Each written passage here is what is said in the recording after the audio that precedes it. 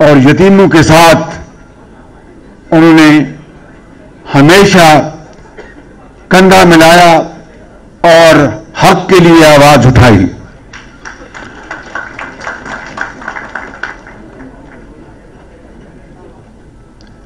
उनके जानशीन जनाब ख्वाजा साद रफीक साहब और सलमान रफीक साहब आज उन्हीं के नक्शे कदम पर चलने की भरपूर कोशिश कर रहे हैं। और चाहे हुकूमत हो या फिर इब्तला का जमाना, ये दोनों भाई अपने नजरिए पर कायम रहकर अपनी पार्टी के साथ, पार्टी की क़यादत के साथ साथियों, वर्करों को साथ लेकर वो इस जदोजहद में हमेशा शरीक रहे। और एक बार फिर इन्होंने जेल भी काटी, सख्तियां भी बर्दाश्त की, लेकिन अपनी जगह से टस से मस नहीं हुए।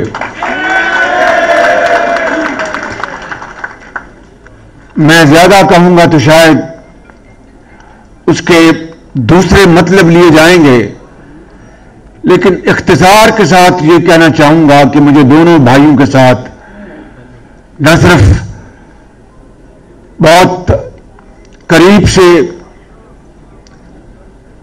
मौका मिला उठने बैठने का, सफर इकट्ठा करने का, बल्कि काम करने का भी बहुत करीब से मौका मिला।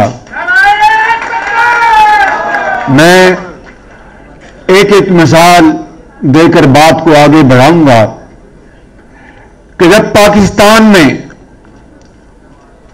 बिजली के हवाले से अंधेरों ने यहां पर बसेरा कर रखा था, 20-20 घंटे की लोड शेडिंग थी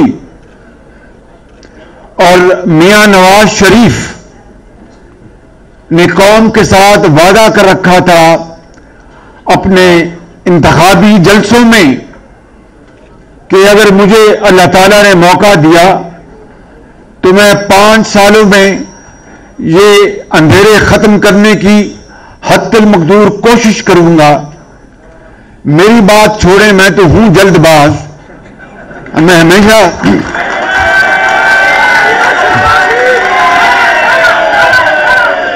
हमेशा जल्दबाजी में, जल्दी में फिक्रे कस देता हूं, जो बाद में जो यार लोग हैं हंसी मजाक में उसको बाज़ औक़ात बात करते हैं, कभी तंज भी करते हैं।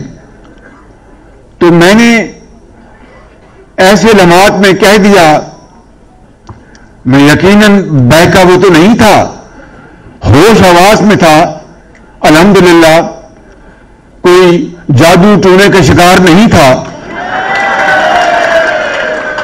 तो मैंने उन लम्हात में कह दिया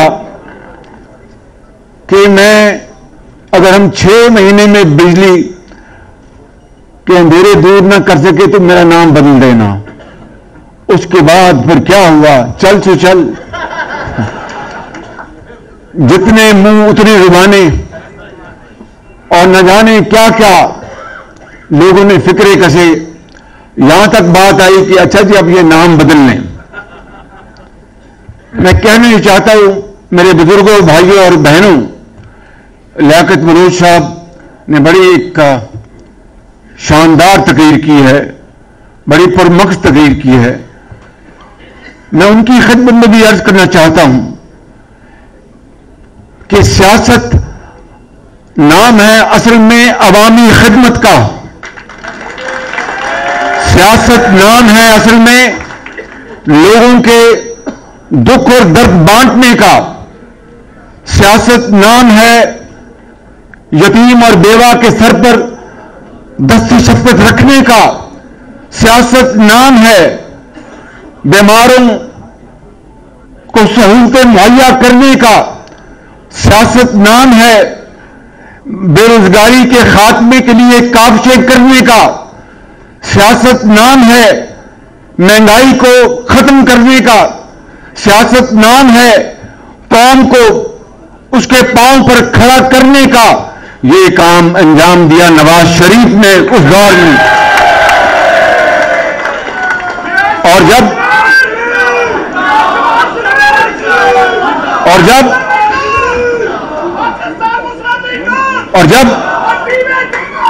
अभाई जरा मेहरबानी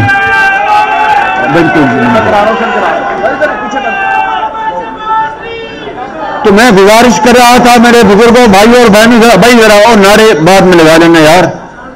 नारे अभी इलेक्शन का वक्त आने वाला है, इनको भगाने का वक्त आने वाला है, तो नारे लगाएंगे उसमें तक।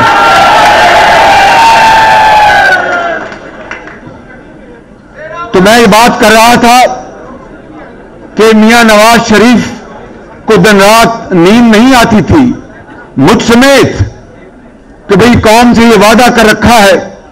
तो मैं इन भाइयों के हवाले से मिसाल देना चाहता हूं कि जब साहिवाल में सीपेक के बंदोबस्त में 1360 मेगावाट का कोयले की बुनियाद पर चलने वाला मंसूबे के ऊपर दिन रात काम हो रहा था, दिन रात। और मैं वहां पर पागलों की तरह दिन रात फिरता था, अचानक हेलीकॉप्टर से उतरता था, उनको पता भी नहीं होता था कि शहबाज शरीफ यहां पर आने वाला है। दिन रात काम हो रहा था, मशीनरी चीन से आ रही थी। तफसील में नहीं जाना चाहता, वहां पर रेलवे साइडिंग चाहिए थी, उसके बगैर कोयला वहां पर उतर नहीं सकता था। और वो एक बहुत बड़ा एक चैलेंज था। ख्वाजा साद रफीक साहब रेलवे के मिनिस्टर थे। मेरी आदत को ये अच्छी तरह जानते हैं, इनकी आदत को मैं अच्छी तरह जानता हूं। तो इनको मैंने गुजारिश की कि जनाब ये चाहिए हमें रेलवे की साइडिंग। तो ये माशाल्लाह बहुत ज़हीन और फतीन आदमी है उनका। जनाब मियां साहब बिल्कुल ठीक है, मैं पैसे ढीले करो, मेरा पैसे, रेलवे को पैसे चाहिए। मैंने कहा ख्वाजा साहब पैसे तो आपने लगाने हैं। कहने नहीं नहीं नहीं, ये तो आप लगाएंगे अपना, ये हमारा काम नहीं है। बहरहाल पैसों का सारा भी बात हो गई, मगर उसमें बहुत वक्त चाहिए था, बड़ी मेहनत चाहिए थी, और उसके बगैर हर चीज मुकम्मल हो जाती। ओ भाई, हर चीज मुकम्मल हो जाती अगर वो रेलवे साइडिंग कोयला उतारने के लिए ना बनती तो वो बिजली पैदा नहीं हो सकती थी। मैं आपको बताना चाहता हूं कि ख्वाजा साहब उनकी टीम ने दिन रात काम किया और अल्हम्दुलिल्लाह रिकॉर्ड पीरियड में वो रेलवे साइडिंग मुकम्मल की। और दुनिया की, पाकिस्तान की नहीं, पाकिस्तान में नहीं, दुनिया की तारीख में ये चीन का ये मंसूबा इतनी कम मुद्दत में दुनिया के किसी कोने में मुकम्मल नहीं हुआ जो साहिवाल में नवाज शरीफ की क़यादत में अल्हम्दुलिल्लाह उनकी टीम ने मुकम्मल करके दिया। और अगर ख्वाजा सलमान रफीक की बात की जाए तो वो तो फकीर मंच आदमी है, बिल्कुल ना टेलीविजन से गरज, ना फोटो से गरज, ना किसी और चीज से गरज। दिन रात ये शख्स दुखी इंसानियत के गम में तड़पता है और दिन रात उनके लिए काम करता है। बिल्कुल मुझे अफसोस तो इस बात का है कि दोनों भाई बेगुनाह जेल में पहुंचे, मगर ख्वाजा सलमान रफीक तो सोचता होगा कि मैं किस पादाश में यहां पर पहुंच गया हूं।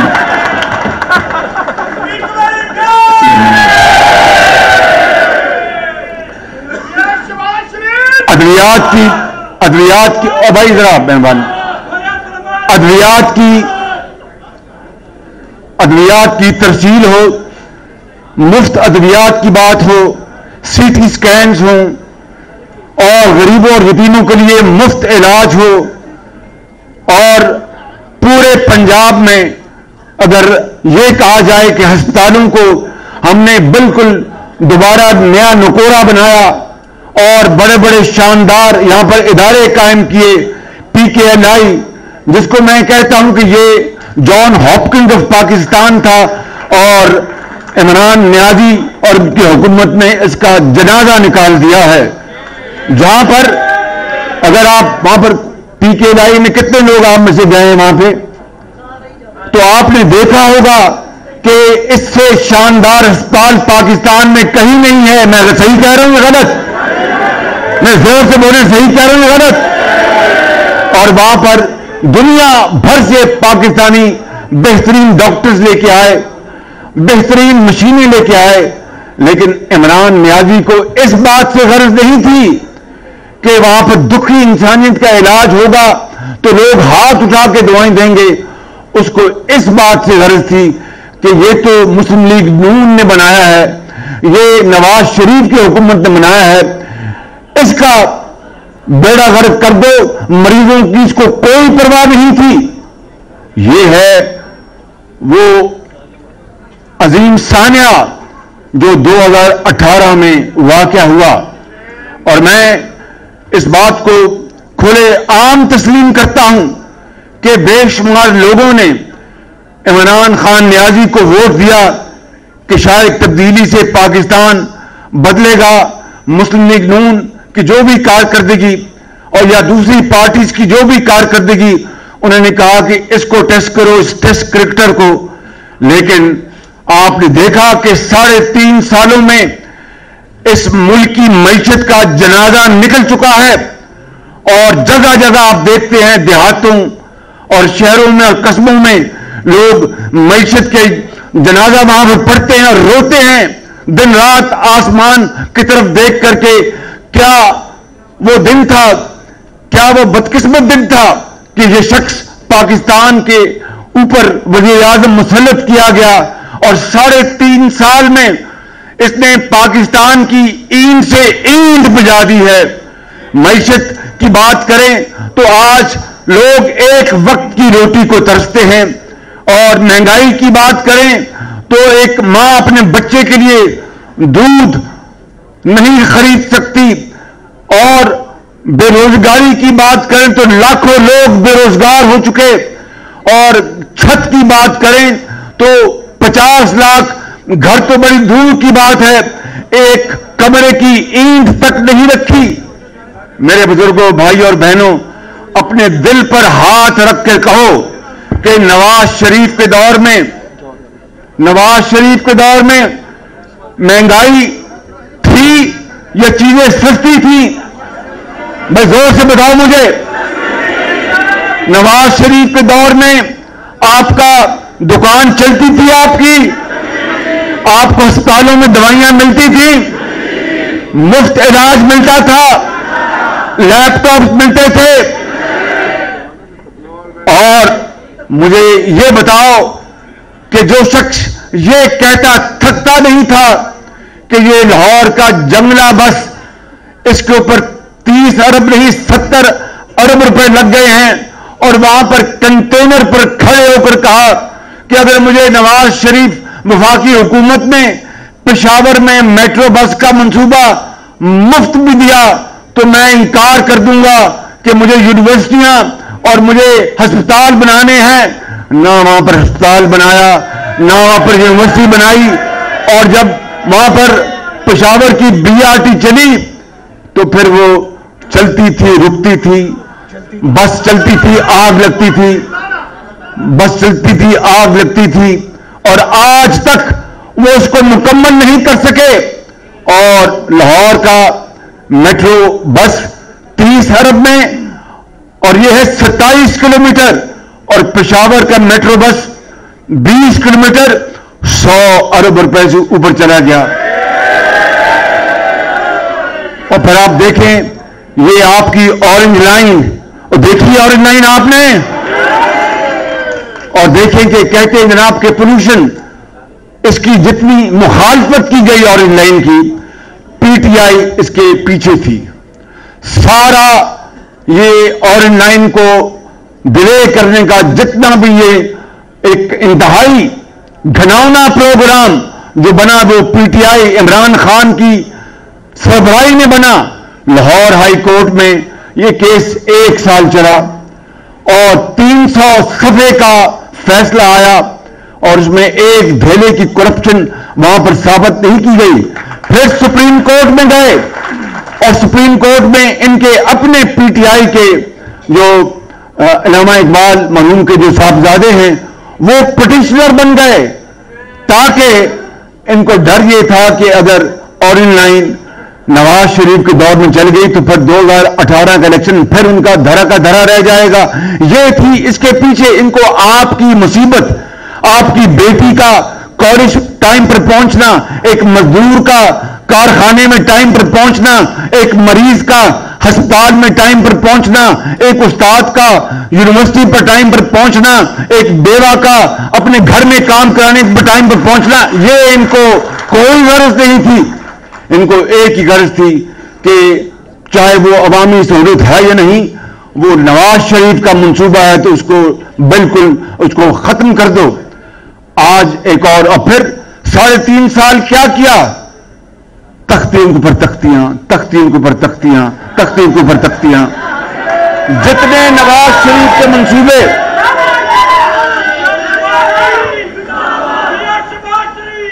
जितने नवाज शरीफ के जितने नवाज शरीफ के मंसूबे 3.5 साल में बने, चाहे वो वफाक के हैं या सूबे के, उसके ऊपर दिन रात इमरान खान ने आगे तख्तियां लगा रहे। भाई अगर आपको तख्तियां लगाने का इतना शौक था तो हमें बता देते, हम आपको तख्तियां लगाने पर मजबूर कर देते। और आज नॉलेज पार्क पर जा रहे इफ्तार करने। ये वो नॉलेज पार्क है जो मैंने इस खताकार ने 2014 में उसका संग बुनियाद रखा था, और फिर पहली यूनिवर्सिटी इटली की यूनिवर्सिटी के ताबन से हमने उसका मुआहदा किया। और ये जो हमारी जो यूनिवर्सिटी है इंफॉर्मेशन टेक्नोलॉजी फिरोजपुर रोड पर, इसको हम वहां पर शिफ्ट कर रहे थे। आज खान साहब को केपीके में बुरी तरह शिकस्त के बाद ख्याल आया कि मैं जाके एक और तख्ती लगाऊं। तख्तियों से बात नहीं बनेगी, आपका धर्म तख्ता इंशाल्लाह होने वाला है। आपका बिल्कुल आपका धर्म तख्ता होने वाला है। आपने पाकिस्तान के साथ जो जुल्म किया है, अल्लाह ताला इसका हिसाब जरूर लेगा। आपने गरीब आदमी, एक बेवा और यतीम और एक तालिब इल्म उस्ताद जिसने दिल के साथ आपको वोट दिए, वोट के अलावा जिस तरह आपको धक्का देकर ऊपर लाया गया, ये तो पूरी कौम जानती है, दुनिया जानती है। लेकिन जिन्होंने आपको वोट दिए उनको भी आपने जिस तरह ख्वार किया और जिस तरह बर्बाद किया, 74 साल में इस तरह का दिलखराश मंजरनामा कभी किसी ने नहीं देखा। और मैं आपको आज ये बताने आया हूं मेरे बुजुर्गों, भाई और बहनों, कि अब वक्त आ गया है, अब वक्त आ गया है कि इनका गरेबान हो और आपका और हमारा हाथ हो। इन्होंने आज फिर मिनी बजट लाना चाहते हैं, फिर मिनी बजट लाना चाहते हैं। आईएमएफ के हाथों पाकिस्तान को इन्होंने गिरवी रख दिया है, और हजरत कायद आजम और उन लाखों मुसलमानों शहीदों की रूहें कब्रों में तड़प रही होंगी कि 74 साल बाद याद ला ये कौन इमरान खान पाकिस्तान पर मुसल्लत हो गया है कि बिजली वाफर होने के बावजूद बिजली फिर आती और जाती है। 74 साल बाद ये कौन सा हुक्मरान मुसल्लत हो गया है कि गैस स्टेशन कराची में नवाज शरीफ ने लगा दिए, सस्ती गैस के मुआहदे किए। आज सर्दियां आ रही हैं, चूल्हा जो है वो ठंडा पड़ा हुआ, गैस अवेलेबल नहीं है, और कहते हैं कि सुबह और दोपहर को खाने के वक्त गैस मुहैया करेंगे, और वो भी गैस नहीं। और जितनी महंगी गैस इन्होंने खरीदी है, अरबों खरबों उसके ऊपर लग गए। ये इतने इतने बड़े स्कैंडल हों, चाहे चावल का है, चाहे गंदम का है, चाहे शुगर का है, चाहे गैस का है, चाहे अद्वियात का है, चाहे मालूम जब्बा है, ये कहां है नैब? इसलिए मैंने 3.5 साल पहले कहा था कि नैब नियाजी गठजोड़ है। ये 3.5 साल पहले मैंने कहा था। और आज मैं अल्लाह ताला से इंतहाई इनकिसारी और डर के साथ और खौफ के साथ ये कहना चाहता हूं कि लाहौर के बुजुर्गों, भाइयों और बहनों, आज ये नैब नियाजी गठजोड़ का खात्मा करने का वक्त आ गया है। बिल्कुल अपने लंगोटे कसे तैयारी करें और इस महंगाई के तूफान के खिलाफ, इस जालिम हुकूमत के खिलाफ, और इस ऐसी हुकूमत जो कि धांधली की पैदावार है और जिसने 3.5 साल झूठ और यू टर्न के अलावा कुछ नहीं किया, आज उनके खात्मा करने का वक्त आ गया। आप तैयार हैं इसके लिए? बताओ मुझे। तो फिर इंशाअल्लाह पीडीएम में हमने पिछले इजलास में गुफ्तगू की थी।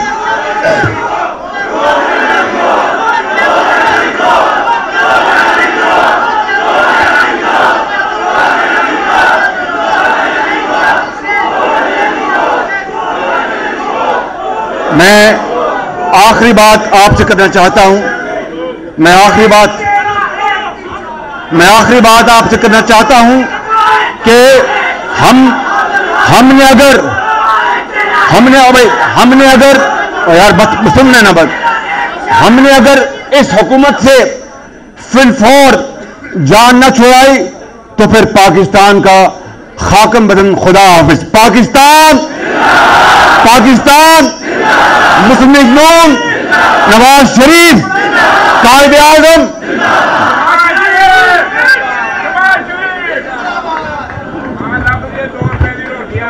अब मैं